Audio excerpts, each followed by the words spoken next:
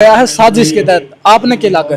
पंजाब की जो बाढ़ है ना, साजिश नहीं, ये एक तरह से ये समझो कि देश की जनता के ऊपर अटैक है ये।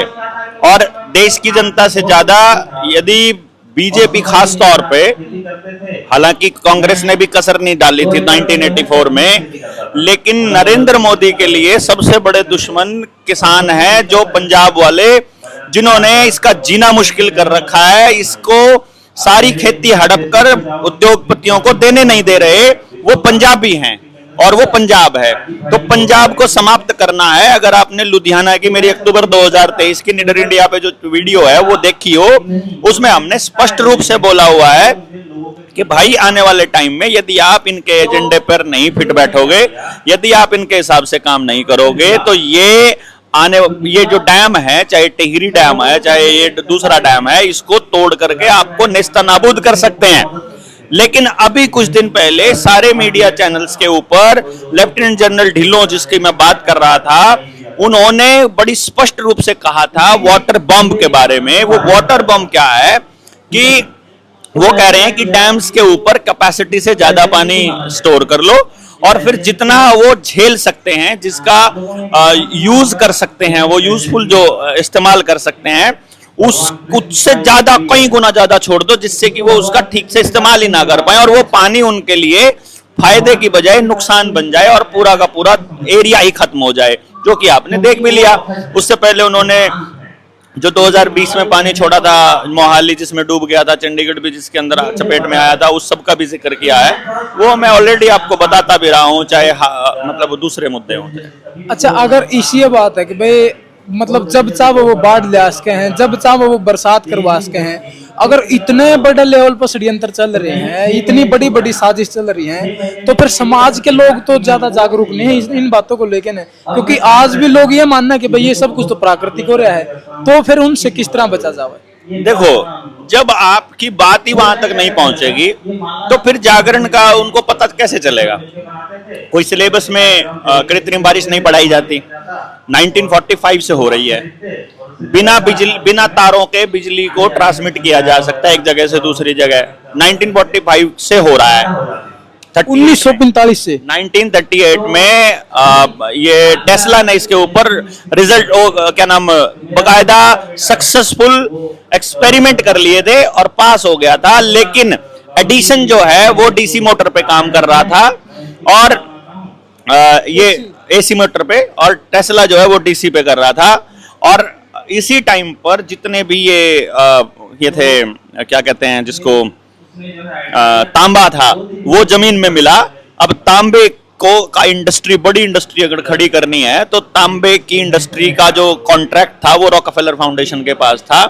रॉकफेलर फाउंडेशन ने टेस्ला की सारी रिसर्च को छुपा करके, फिर टेस्ला को साइडलाइन करके, और फिर ये एसी ट्रांसमिशन का गेम बिछाया और इसमें तांबे को इस्तेमाल किया, फिर एल्यूमिनियम को किया, फिर लोहे को किया।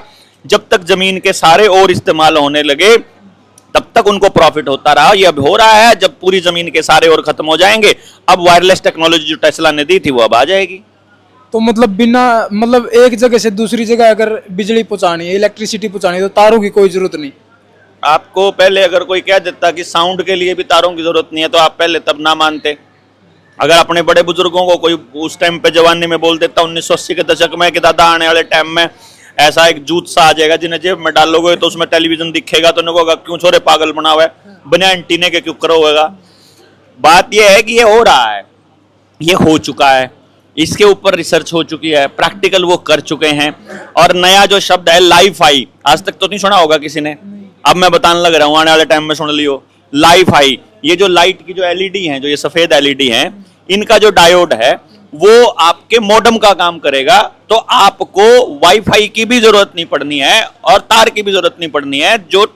जो इसने एलन मस्क ने जो ऊपर सैटेलाइट छोड़े थे, वो डायरेक्ट आपको इंटरनेट और ये सारा कुछ दे देंगे, क्योंकि आपके हर घर के ऊपर निगरानी रखना उनका टारगेट है। इसलिए हर घर तक एलईडी दे रहे हैं ये लोग। कभी नहीं सोच रहे हो कि एलईडी आपकी बिजली बचाने के लिए है या आपकी पाइनियल ग्लैंड को खराब करने के लिए, आपको ब्लू लाइट देने के लिए, आपका मतलब ये सोचो कि जितने भी अच्छे हार्मोन्स है वो ना सीक्रेट हों, और ये सब खराब करने के लिए आपको दिया जा रहा है। और वो वाईफाई, क्योंकि आपको मालूम है कि जैसे ही जागरूकता फैलेगी ये सारे 5G के टावर तोड़ देंगे लोग, तो उससे बचने के लिए फिर उन्होंने क्या करा, टावरों की जरूरत ही नहीं है, सीधा अच्छा, बाढ़ वाली बात जो अपनी शुरू हुई थी उसमें सबसे बड़ी बात तो यह है कि भाई इस बार बरसात ज्यादा हुई है, और बरसात ज्यादा होने से बांध में पानी ज्यादा होया, डैम में पानी ज्यादा होने से मतलब पानी निकाला गया, और फिर जो बीच में बंद थे, जिस तरह कोई सड़क थी या फिर कोई रजवाया था, इस तरह जो आड़ लगा रहे थे वो सारे टूटे और फिर गांव के गांव तबाह हुए। हाँ, जिस तरह से अहमदाबाद के अंदर प्लेन क्रैश हुआ, उसमें जो पायलट था उसने उसने पेट्रोल की टूटी बंद कर दी और फिर वो अपने आप जाकर बैठ गया और फिर उसने एक्सीडेंट में मारा गया। जुगर नहीं हो गया, जुगर तुम कहोगे नु मान लेंगे, जुगर मैं कहूँगा नु मान लेंगे, जुगर मीडिया कहोगे मान लेंगे, हम क्या मान लेंगे? हम इतने बेवकूफ थोड़ी ना है। सरकार भी नहीं होती, सरकार तो ये खेती के तीनों कानून बहुत फायदे गए हैं। सरकार तो न्यू भी कहे देखिए जितने और काम करने लग रहे हैं सारे फायदे गए हैं। सरकार तो न्यू कहती कि इन सड़कों में ये विकास हो रहा है, सरकार तो न्यू कहती कि नए बीज, आधुनिक बीज लेके आएंगे, आपका फायदा होगा। वो तो कह रही थी फर्टिलाइजर आपके फायदे के लिए है, वो तो कह रही थी पेंशन आपके फायदे के लिए है, वो तो कह रही थी वैक्सीन आपके फायदे के लिए है, वो तो कह रही थी बच्चों को लगने वाली वैक्सीन आपके फायदे के लिए है, वो तो कह रहे हैं ये बच्चों को, ये डंगरों को लगने वाला इंजेक्शन आपके फायदे के हैं। मैं इसका अटैक होता पहले कदे देखा था, लग रहा था गए पहले छोटे नए नए बच्चों का होता देखा था, 5-5 दिन के बच्चा का अटैक होने लग रहा है। भाई सरकार तो न्यू है कहेगी आपके फायदे के हैं। कोटे वाले राशन जो मिलता है उसकी अगर लैब है आपके पास, कोई गांव में लैब है थारे मारा है किसी का है गांव में कोई लैब है, क्योंकि पता लगेगा राशन जो कोटे में देने लग रहे उसमें जा रहा है, हम बताने लग रहे उसमें कैंसर होगा, उससे है कोई रिसर्च करने वाला, है कोई बताने वाला? जितनी लैब है सारी सरकार की। मैं तो न्यू कहेंगे फायदे का राशन है यो, लेकिन आपको नहीं पता क्या कितना फायदा। सरकार अगर इतना गलत कर रही है तो विपक्ष क्यों चुप है? फिर विपक्ष वाले भी नहीं बोल रहे। अरे विपक्ष भी तो सरकार है, आपको जनता सरकार है, जिसको आप सरकार करो मैं वो सरकार कर रहा हूं। अच्छा, मैं ये कह रहा हूं विपक्ष भी तो सरकार में बैठा है। किस तरह? किस तरह यार, केंद्र में बीजेपी की सरकार है, तेलंगाना में तो कांग्रेस की है, ठीक है, उधर तो बिहार में नीतीश कुमार की होगी, इधर ममता बनर्जी की होगी। ममता क्यों कर बोलेगी? क्योंकि ममता भी वही काम करने लग रही, क्योंकि कांग्रेस भी वही करने लग रही। राहुल गांधी ने चिल्लाया नहीं था, राहुल गांधी के इंजेक्शन लगाओ, सबको वैक्सीन लगाओ, वैक्सीन ना लेके आओ। अभी तो बड़ा हीरो बना फिर रहा है ना वो। टेलीविजन मैंने क्या कहा था, एक हफ्ता टेलीविजन असलियत दिखाने लग जाए और राहुल गांधी 4 दिन में देवता बना देंगे ये लोग। ये तो बेवकूफ बनाने का जरिया है मीडिया। तो मीडिया भ्रम की देवी है, सिर्फ आप लोगों को भ्रम में रखने के लिए। आपका बहम रवा है, आपने सत्ता बदल दी, सत्ता आपके हिसाब से नहीं चल रही है, कुछ शाम आपके हिसाब से नहीं हो रहा, ना आपका कोई फायदा देख रहा, ना आपके लिए कोई काम कर रहा। सब इंडस्ट्री के लिए, कंट्रोल करने के लिए, मारने के लिए, कम करने के लिए, जमीन हथियाने के लिए और हर चीज को अपनी मुट्ठी में करने के लिए चल रहा है। वो सब उद्योगपति कर रहे हैं, गरीब आदमी तो अभी भी आंदोलन नहीं कर रहा है। वो तो घर बच जाए किस तरह जो सोच रहा, कर्जे में कितना लिख रहा वो सोच रहा, बालक क्यों कर पड़ रहा वो सोच रहा, रोजगार कैसे मिला वो सोच रहा, पेट कैसे भरा वो सोच रहा, दिहाड़ी क्यों भरा वो सोच रहा, EMI कैसे भरा वो सोच रहा, लत्ते पट्टे पड़े नाश होया पड़े। क्या कहूंगा? अच्छा, आपने खास करके आके भाई खासकर बीजेपी सरकार या फिर नरेंद्र मोदी के टारगेट पे हैं पंजाबी लोग, क्योंकि वो अपनी जमीन नहीं देने लग रहे हैं। लेकिन नरेंद्र मोदी ने तो जैसे ही बाढ़ आई हवाई दौरा कराया और 1600 करोड़ रुपए की राहत जो हम आर्थिक मदद करने का ऐलान भी कर दिया। गुरदासपुर में जाके उन्होंने ऐलान कर दिया कि भाई हम पंजाब को 1600 करोड़ देंगे और हिमाचल प्रदेश को 1400 करोड़ देंगे। तो ये भी तो अच्छी बात है। 1.25 लाख करोड़ रुपए बिहार को देने की बात हुई थी पिछले चुनाव से पहले, 2020 में जो चुनाव था उससे पहले। वह मिल गए, उसने पूछ लिए एक बार, किसी ने पूछ लेने को मिल गए कि बीजेपी वालों ने। फिर दूसरी बात, आज तक हरियाणा को कोई पैकेज देने की घोषणा हुई मिल गया किसी ने? जिस टाइम पे कोरोना आया था हर किसी को 2.5 लाख करोड़ 25 लाख करोड़ का राहत राशि देने की घोषणा करी थी ना। बाद में पता चला तो कर्जा था, जिससे भी मिला कर्जा मिला। बाद में पता चला किस्तें जो है आपकी 3-4 किस्तें जो हैं वो आप ना भी दोगे तो चल जाएगा। बाद में पता चला उन किस्तें ना भरने के नाम का 5-6 जुर्माना ठोका गया, कराया ना कुछ। और बड़ी बात राहत घोषणा की, जहाज में बैठ के दोहरा वो कर लेगा। अरे तड़ा का दौरा करना, मारे वाले तो इतने इतने पानी में लाग रहे, दोगा ने बचान, कुत्ते ने भी बचान, जानवरा ने भी बचान, और वो हवाई दौरा करके शान दिखावा कोई। और हम जाते थे जहाज किसने दिया था? जहाज क्या के नाम का ले रहा? अपनी माँ अपने बाबू पे लाया था, उसकी माँ पीढ़िया में लाई थी, उसके ब्याह में उसकी बहू लाई थी। ये जो जहाज है ये जनता के पैसे का है, और जहाज उड़ने के लिए स्वाद लेने खातिर नहीं है। जहाज इस काम के लिए नहीं है। जहाज एक जगह से दूसरी जगह टाइम बचाने का तरह ठाली पड़ा, उन्हें कुछ करना रान देना है। उसको तो नाश होया पड़ा, लोगों के बीज नाश होने लग रहा, करने लग रहा। हवाई दौरे न तुम कहने लग रहा है कि बोला हवाई दौरा करने लग रहा, नंबर 2 पर जा करके देख लो ना। इतना बड़ा मतलब टारगेट है पंजाब मोदी का, या फिर पंजाबी लोग टारगेट हैं, तो फिर उसने यार रात क्यों दी, मतलब 1600 करोड़ की घोषणा करी उसने। सियासत कुछ इस तरह से अपने कारनामे अंजाम देती है कि आंखें छीन लेती है और चश्मे दान करती है। आई बात समझ में? आपके दिद्दे फोड़ कर चश्मा देना, आपको सब कुछ लूट कर 5 किलो अनाज देना, आपको बर्बाद करके 1600 करोड़ देना, इस चाल को पंजाबी अच्छे से समझते हैं। और इसीलिए उस आदमी की फोटो लगा हुआ जब बैग देखा कि हरामखोर इतना हरामी है कि वो राहत पैकेज के ऊपर भी अपनी फोटो लगवा रहा है, जिसने वैक्सीन के सर्टिफिकेट से फोटो हटवा लिया, पंजाबियों ने लात मारे, उसके सारे अनाज को ले जा, हरामखोर तुम्हारा नहीं चाहिए। इसी बीजेपी का फूल लगा हुआ, मोदी का फोटो लगा हुआ अनाज का एक दाना पंजाबियों ने नहीं खाया है। ये गुरुओं की धरती की खासियत है भाई साहब। अच्छा, पंजाबियों के ऊपर एक और आरोप लगा, ये बात देखी भी जावा है, अगर जिस तरह ये बाढ़ पीड़ित जो लोग हैं उनकी मदद करने के लिए जितने वॉलंटियर आ रहे हैं, उन सब ने अपने आइडियल मान रखा है जरनैल सिंह भिंडरावाला को, या फिर अमृतपाल के वॉलंटियर भी वहाँ पे बहुत से लगे हुए। अमृतपाल वही है जो खालिस्तान का जिक्र बार बार कर रहा है। तो इस तरह के जो लोग हैं जो बार बार खालिस्तान का जिक्र कर रहे हैं, पंजाबी लोग उनने अपना आइडियल भी माने हैं। तो ये बात कहाँ तक ठीक है? देखो भाई, ना तो आपने भिंडरवाला को पढ़ा, ना मैंने पढ़ा, ना जो बीजेपी के कुतरू जो भिंडरवाड़ा के खिलाफ कैंपेन चलाते हैं उन्होंने पढ़ा, ना किसी और ने पढ़ा।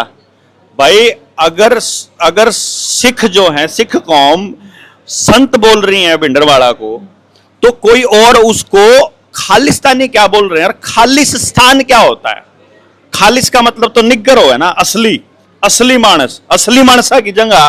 वो ये थोड़ी कह रहे हैं अगर भाई हमारा अलग प्रदेश कर दो, वो थोड़ी कह रहे हैं, वो तो न्यू कह रहे हैं कि तुम लोग हमारे को इस तरह से ट्रीट करोगे कि तुम हमारे को असली मानते ही नहीं, तुम हमारे को इस देश का मानते ही नहीं, तो तुम हमारे को अलग क्यों नहीं कर देते? वो ये थोड़ी कह रहे हैं कि हम तुमसे अलग होना चाहते हैं।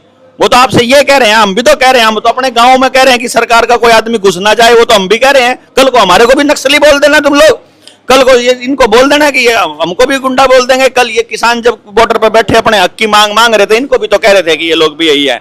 किसी ने कुछ भी बना देने का मतलब, किसी के खिलाफ कुछ भी प्रचार कर देने का कोई मतलब थोड़ी होता है। उसका कोई तथ्य तो पढ़ लो, पहले पढ़ तो लो उसने, वो आदमी चाहता क्या था, उसका सपना क्या था पंजाब के बारे में। मैंने तो नहीं पढ़ा, तो मैं तो उसके ऊपर कमेंट करने के लिए सक्षम आदमी नहीं हूं।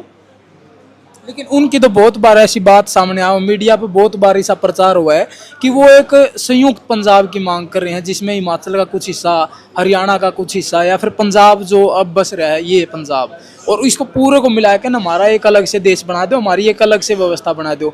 जिस तरह अमृतपाल की गिरफ्तारी हुई थी उस टाइम पे बहुत सी चीज़ों को उजागर कराया गया कि भाई उसने अपनी एक अलग भी करेंसी बना रखी थी, या फिर अपनी एक अलग सेना बना रखी थी। तो इस तरह की जो बातें सामने आई हैं उनसे तो फिर यही स्पष्ट हुआ है कि भाई वो एक अलग देश की मांग कर रहे हैं और जिसका नाम वो खालिस्तान चाह रहे हैं। मैं तो अलग करेंसी तो मैं भी बनाने की सोच रहा हूँ, अलग से अपनी सेना तो मैं भी तैयार करने लग रहा हूँ। कह दो हम तो कह देंगे, वो ये तो क्या है, अब एक आदमी ने कह दिया यार यार तो बम बनाए जाए, तो मानस नहीं बम का हम तो कि यो ये बम बराबर है, या ये आदमी हमारी सेना है तो यह सेना हो जाएगी, मतलब करता आ जाएगा यार। खाम खाई कड़ी होते किसे होगी, कुछ हो सुनकर ना कोई हो कुछ हो कह दे, तो इसका मतलब सच्ची थोड़ी मान लेंगे। आप क्यों चाह रहे हो कि भाई एक अलग करेंसी हम बनाओ, एक अलग अपनी सेना बनाओ, या फिर आदमी बम जैसे तैयार क्यों करना चाह रहे हो आप? मेरे पास कोई रास्ता नहीं है। मुझे ये दिखाई दे रहा है कि मेरा स्कूल मेरे बच्चे के दिमाग को खराब कर रहा है, मुझे ये दिखाई दे रहा है कि मेरा अस्पताल मेरे बच्चे को बीमार कर रहा है, मुझे ये दिखाई दे रहा है कि मेरी न्याय व्यवस्था मुझे लूटने का काम कर रही है और पीटने का काम कर रही है। मेरा सारा तंत्र मुझे बर्बाद करने पे लगा है। मेरा धर्म मेरे समाज में जहर फैला रहा है। अगर मुझे ये दिखाई दे रहा है कि मेरा धर्म का मतलब जो सत्ता द्वारा चलाया गया धर्म, मैं अगर ये देखूं कि भाई मेरी राजनीति जो है वो सब लोगों को लूटने का काम कर रही है, तो जब मुझे ये सारी चीजें दिखाई दे रही हैं कि ये सारा तंत्र एक दूसरे को खराब कर रहा है, तो मुझे ऐसे लोगों के बीच कैसे रहना है। और जब मुझे पता चले कि इनका जो रुपया है और बैंकिंग है या पूरी फ्रॉड है, तो जब वो जवाब नहीं देंगे तो मैं क्या करूं, कहां जाऊं बताओ। मैंने चिट्ठी लिख ली, बोल लिया, आवाज उठा ली, चिल्ला लिए, 4 साल हो गए, 5 साल हो गए, कोई राह नहीं दे रहा, कट जाऊं भाई। फिर हमने न्यारे छोड़ दो भाई, हमने अपने हिसाब से जी लेने दो। हमारा गांव अपने हिसाब से जी लेगा। गांव, मेरे गांव में खेत खेड़ा खाप के हिसाब से हम अपना प्लान बना लेंगे, वरना नहीं जरूरत है थारी, सरकार की जरूरत ही नहीं है। तो जब सरकार की जरूरत नहीं है, वो कह रहे हैं भारत, उसको कहते हैं केंद्र सरकार, हम कह रहे हैं सरकार तो जनता है, तो दो देश अपने आप ही हो गए। एक वो जो केंद्र सरकार अंग्रेजों वाली सरकार को सरकार मानता है, दूसरा वो जो जनता को सरकार मानता है। असली देश कौन सा है? और जो आप बता रहे हो, अगर इस तरह की एक्टिविटी आप इस देश में कर रहे हो, भारत देश में कर रहे हो, तो उसको राजद्रोही या फिर देशद्रोही से जो है पेश करा जावा कि भाई ये देशद्रोही लोग हैं जो एक अलग से एक अपनी व्यवस्था खड़ी करना चाह रहे हैं। अलग व्यवस्था देशद्रोह कहाँ से हो गया भाई? कौन से साइंस में हो गया, कौन सी फिलोसफी में हो गया, और कौन से कानून में हो गया अलग से व्यवस्था बनाना? हमें तुम्हारा मेडिकल फैसिलिटी नहीं चाहिए, हमें तुम्हारा रुपया नहीं चाहिए, हमें तुम्हारा ये सिस्टम नहीं चाहिए, हम व्यापार से नहीं चलने वाले, हम व्यवहार से चलने वाले हैं, हमें नहीं चाहिए। तो इसका ये कैसे मतलब हो गया कि हम लोग देशद्रोही हो गए हैं? और देश उनके बाप का है क्या? देश मेरा नहीं है, मैं यहाँ पैदा नहीं हो रहा, मेरे पुरखे यहाँ पैदा नहीं हो रहे, अपना खून नहीं दिया, हमारे बुजुर्गों ने, हमारे पुरखों ने अपना लहू निभा रखा है, फांसी पे नहीं चढ़ रहे हैं। भगत सिंह का भी आतंकवादी लिख रखे हैं आप जैसे लोगों ने, तो इन पार्टी वाले लोगों ने तो भगत सिंह और को भी तो आतंकवादी कहा था। और वो जो अपनी जमीन बचाने की लड़ाई लड़ते हैं उनको नक्सली बोलते हैं, आदिवासियों को। ये तो इन लोगों का तो काम ही है कि आदमी को बदनाम करके और उसके बाद ताकि पब्लिक उनके साथ ना लगे। ऐसा थोड़ी होता है कि आप कुछ भी कह दो अगर उसको मान लेंगे। मीडिया वालों का नहीं जूत लगेंगे जो से कि ऐसा सही मांग को उठाने वालों को अगर ऐसे देशद्रोही बोलने लग जाएंगे तो, और पुलिस वालों को भी इलाज तो करेगी जनता भाई। अच्छा, आप जो बता रहे हो कि भाई हम ये करेंसी भी हमारे को नहीं चाहिए, ये पूरा सिस्टम हमारे को नहीं चाहिए, आप एक अलग सिस्टम अपना चाह रहे हो, तो जिस तरह आपने बताया कि भाई इन लोगों ने पानी जैसे बम तैयार कर रखे, जैसे डैम में आप बता रहे हो, या फिर वायरलेस इलेक्ट्रिसिटी, आपने बहुत सी चीज़ें ऐसी बताई हैं। अगर उनकी प्लानिंग इतनी बड़ी है या फिर उतनी तेज़ी से वो आपके ऊपर प्रहार करने की तैयारी कर रहे हैं, तो आपके ऊपर बचाव का क्या रास्ता है? मैं बचाव का रास्ता दुश्मन ने बता दूंगा ऑनलाइन बता के कि मेरे पास जो रास्ता है, तुम मेरे को रगड़ लो। लोगों को क्या रास्ता मिलेगा? लोगों को तो यही है, लोगों की अपनी व्यवस्था होगी। जब लोग जो है ना गांव के अंदर, अगर मान लो 1000 घर हैं, तो 1000 का 1000 घर एक दूसरे के साथ, एक दूसरे के बिना ना जी पाए और एक दूसरे के साथ ही उनका जीना संभव होगा, तब वो अपनी व्यवस्था बनाएंगे। और जब वो अपनी व्यवस्था बना लेंगे तो हर हाथ को रोजगार का उत्पादन आधारित जब व्यवस्था बनाएंगे, उस वक्त हम लोग चिट्ठी डालकर उनको ये बता देंगे कि ये देश हमारा है, हमारे पुरखों का है। तुम अपनी रजिस्ट्रियां, अपने तहसील, अपना जिला कलेक्टर, अपना थाना लेकर अपना चलो, अपना बैंकिंग सिस्टम, हमें तुम्हारी आवश्यकता ही नहीं है। ना तुम्हारा मोबाइल चाहिए, ना तुम्हारी टेक्नोलॉजी चाहिए, हमें हमारा काम करने की आजादी हमको दो और निकलो यहां से। तो और उसके बाद ऊपर से कोई जहाज नहीं गुजरेगा। जिस प्रकार से नो फ्लाई जोन बना देते हैं दिल्ली के अंदर कि यहां से जहाज नहीं गुजरता, हम नहीं बना सकते अपना नो फ्लाई जोन। अगर हमारे सवालों के सही जवाब उनके पास नहीं है तो उनको हमारे ऊपर केमिकल छिड़कने का, हमको बर्बाद करने का, हमारे बच्चों की नस्लें खराब करने का कोई अधिकार नहीं है। इस तरह की जो बात करने वाले लोग, जैसे आपने बताया, इस तरह मतलब बात सुनने बहुत मिले हैं ये समाज में कि भाई इस तरह की बात करके न लोग सिर्फ एक एमएलए की कुर्सी ले ले हैं, एमपी की कुर्सी ले ले हैं, या फिर मुख्यमंत्री बन गए, जिस तरह केजरीवाल दिल्ली में बना, उनने भी इसी तरह की बातें रखी लोगों के बीच में, और फिर एक सत्ता पाके न वो अपने मतलब कानी कट करी और अपने स्वार्थ में वो लीन हो जावे हैं। तो फिर इस बात की क्या श्योरिटी रहोगी कि भाई आप समाज के लिए काम करोगे या फिर आपने भी कोई सत्ता का लालच? हमारी कोई श्योरिटी नहीं भाई, 1% भी श्योरिटी नहीं, कोई गारंटी नहीं। यहां से जाने के बाद अगला कदम उठेगा कि नहीं उठेगा, इसकी गारंटी कोई लेंदा हो तो मैं अपनी गारंटी ले लूंगा। अगले पल का किसी को पता थोड़ी है यार। खाम खाई की बात कर रहे हैं। आज बात करके हम समाज को यही बता रहे हैं, भैया तुम्हारी ये व्यवस्था खराब है, ये व्यवस्था ठीक है, ठीक व्यवस्था करनी है। मन के मिलेगा, इससे तन्ने की दिक्कत है भाई। नहीं, आपने मतलब आपके मन में है कुछ हिसाब, भाई मैं एमएलए बन जाऊं, एमपी बन जाऊं, मुख्यमंत्री बन जाऊं, या कभी ख्याल आंदा हो मन में अगर भाई नरेंद्र मोदी को किनारा करके मैं प्रधानमंत्री भी बन जाऊं? एक एमएलए बनने के लिए 20 डेडिकेटेड लोगों की आवश्यकता होती है, लगभग 20 मात्र, सिर्फ 20 लोग, सिर्फ 20 डेडिकेटेड लोग जो उसके लिए अपने जिंदगी के महीना 2 महीना लगा सकते हो। इससे ज़्यादा की गुंजाइश नहीं है एमएलए बनने की। और मेरे पास सैकड़ों की संख्या में साथी 2018 में मौजूद थे, तो मुझे एमएलए बनना होता मैं 2019 के चुनाव में बन लेता। 2024 तक भी बहुत मौके आए हैं और 2029 में देख लियो, ना शौक 34 में देख लियो, कदे तो देख लोगे। मन ने किए बेरा भी भाई मैं क्या करूँगा क्या नहीं करूँगा। मतलब कभी ख्याल आवा मन में कि भाई इस तरह पे? आ लिए जा लिए ख्याल, आके जा लिए। अच्छा, तो जो ईब आप जिस तरह अब रात का समय है और आपकी ये ट्रेनिंग चल रही है, 47वीं ट्रेनिंग है, जुलाना में आप बैठे हो, रात के 9-10 के करीब समय भी हो रहा है, तो मतलब दिन रात इतनी भाजा दौड़ है, ये किस लिए?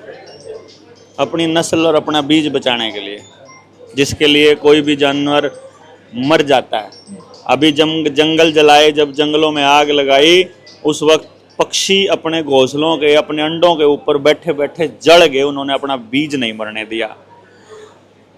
शेर जब आता है तो हिरनी शेर के आगे आगे खड़ी हो जाती है कि मेरे बच्चे को मत खिला। जब कोई तेंदुआ बच्चे को, चीता जब बच्चे को उठा के ले जाता है, तो छत्तीसगढ़ में एक माँ अपने 3 साल के बच्चे को बचाने के लिए आधा घंटा तक चीते से संघर्ष करके अपने बच्चे को बचा लाती है। ये लड़ाई मेरा बीज बचाने की है, और मेरा बीज तब बचेगा जब बाकी सबका बचेगा, डंगरों का बचेगा, खेत का बचेगा, और वो तब बचेगा जब हमारे में समझ पैदा होगी। और जब समझ पैदा होगी तो हम आगे कुछ बढ़ पाएंगे। उस समझ को बताने के लिए, इन लोगों से जुड़ने के लिए, एक दूसरे को समझने के लिए, एक दूसरे को समझाने के लिए हम लोग बैठे हुए हैं।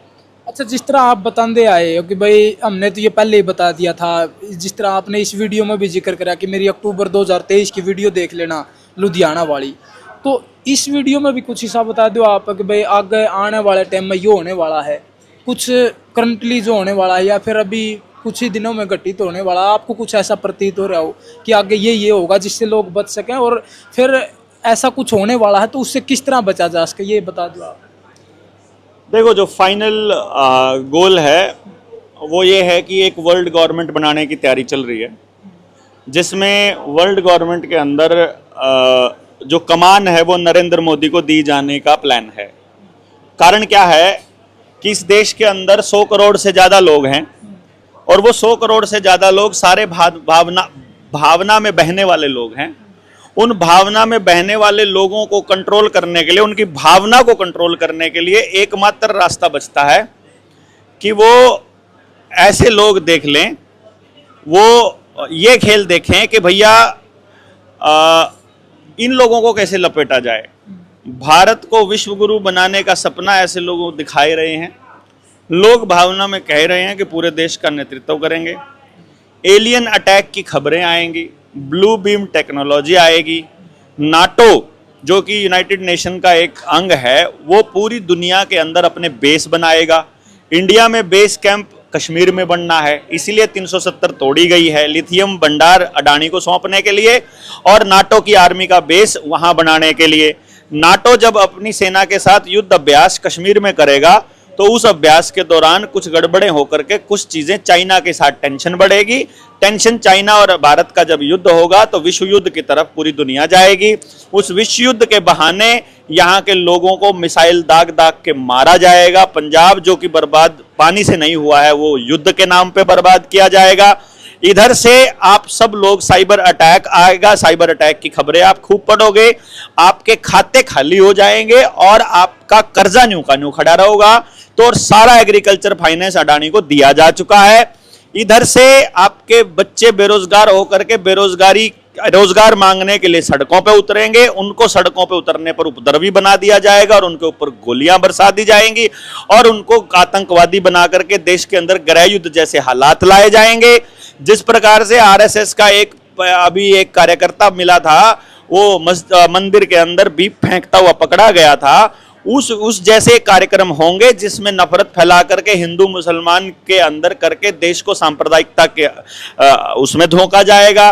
सारे जो प्राकृतिक संसाधनों है उस पर कब्जा करने के लिए जेलों, सारे के सारे जंगलों के ऊपर कब्जा किया जाएगा और गांव के अंदर जीना इतना मुश्किल हो जाएगा कि आप लोगों के आसपास या तो कोई डंपिंग यार्ड मिलेगा, या कोई फैक्ट्री मिलेगी, या कोई शुगर मिल मिलेगा, या इतना ट्रैफिक होगा, या सड़कें खराब हो जाएंगी, या पानी खराब हो जाएगा, या धूल मिट्टी ज्यादा उड़ेगी, या न्यूक्लियर पावर प्लांट होगा, या थर्मल पावर प्लांट होगा, या राखी आएगी, या वहां पर कोई और चीज होगी जिसकी वजह से आपका जीना मुश्किल हो जाएगा। फिर आपको गांव से विस्थापित किया जाएगा और उसके बाद ये सारी की सारी जमीनों पर कब्जा करेंगे। देश के अंदर भूखमरी के हालात लाए जाएंगे, जहां पर पानी की जरूरत है वहां पानी नहीं मिलेगा, जहां पानी की जरूरत नहीं है वहां जरूरत से ज्यादा पानी आएगा, उसके बाद फसलें खराब हो जाएंगी, आपको बांझ बीज दिए जाएंगे, फसलें जब नहीं होंगी, अनाज खेत में गांव के किसान के पास कुठले में नहीं बचेगा, अनाज मांगने के लिए अडानी के वहां जाएगा तो अडानी के वहां बंदूक लिए हुए अग्निवीर मिलेंगे जो रिटायरमेंट के बाद आकर के बंदूकें चलाना सीख चुके होंगे और प्राइवेट कंपनी ले चुके होंगे। अडानी की प्राइवेट कंपनियां होंगी, अंबानी की प्राइवेट सिक्योरिटी कंपनियां होंगी, उन्हीं के हाथ में बंदूक होगी और उसी के हिसाब से लोगों के ऊपर गोलीबारी होगी। कोई भी बोलेगा उसको मार दिया जाएगा, सोशल मीडिया बैन होगा, आपको हेल्थ के नाम पर आपको ऐसे इंजेक्शंस दिए जाएंगे जो आपको नशे में रखेंगे, आपके बच्चों को रोजगार के नाम पर एक किलो आपको 5 किलो अनाज या फिर एक ब्रेड का पैकेट दिया जाएगा, उन्हीं को ढोने के लिए, यहाँ कार्गोज को ढोने के लिए एलिवेटेड हाईवेज बनाए गए हैं, ट्रेनों को ढोने के लिए एक एलिवेटेड ट्रैक बनाया गया। और क्या बताऊं यार, ये तो बहुत लंबा है, ये तो लंबा चलता रहेगा। एक 2020-21 में किसान आंदोलन चला दिल्ली के बॉर्डर पे, उसमें से एक चेहरा निकल के सामने आया, राकेश टिकैत, किसान नेता के तौर पे बहुत मीडिया ने उनको प्रमोट किया और ईब खबरें आने लग रही हैं कि उनने एक 108 देशों की कोई कमेटी बनी और उसके अध्यक्ष के तौर पे, यानी दुनिया इंटरनेशनल लेवल पर उनको अध्यक्ष के तौर पर चुना गया। 108 देशों का नेतृत्व वो करेंगे। क्या इस तरह के जो मतलब कार्यक्रम होने लग रहे हैं कि भाई 100 देशों की एक कमेटी बनाई गई और उसका अध्यक्ष उस किसान नेता को चुना गया जो पूरे 2020-21 वाले आंदोलन को लीड कर रहे थे, ये भी उसी एजेंडे का हिस्सा हो सकता है? किसने कहा कि राकेश टिकैत जो है वो आंदोलन को लीड कर रहा था? ये किसने कहा? 13 दिन के बाद आया था वो तो, उसको तो मीडिया ने चेहरा बनाया था, उसको तो चैनलों ने चेहरा बनाया था, उसको तो नरेंद्र मोदी ने चेहरा बनाया था, वो तो राजनाथ सिंह का खास आदमी है।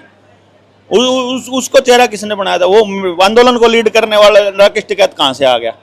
वो तो कहीं संयुक्त किसान मोर्चे की मीटिंग में भी नहीं था, वो तो अपने गन्ने की रेट मांगने के लिए आया था, वो किसानों आंदोलन थोड़ी लड़ने आया था, वो तो बहती गंगा में हाथ धोने के लिए आया था। ऐसे पहले तो स्टेटमेंट ठीक करो अपनी, एक एक और लीड कर रहा था, वो लीड नहीं कर रहा था। तो फिर 108 देशों की जो कमेटी बनी वो भी फिर उसी का हिस्सा हो सकता है? भाई वो मैं नहीं पता, अभी मुझे उस 108 देशों वाली कमेटी मैंने आपसे ही सुनी है, अभी करूंगा रिसर्च, फिर देखूंगा कौन कौन है, किस कहाँ से चली है, फिर लग जाएगा पता। ठीक है जी डॉक्टर साहब, बहुत बहुत शुक्रिया।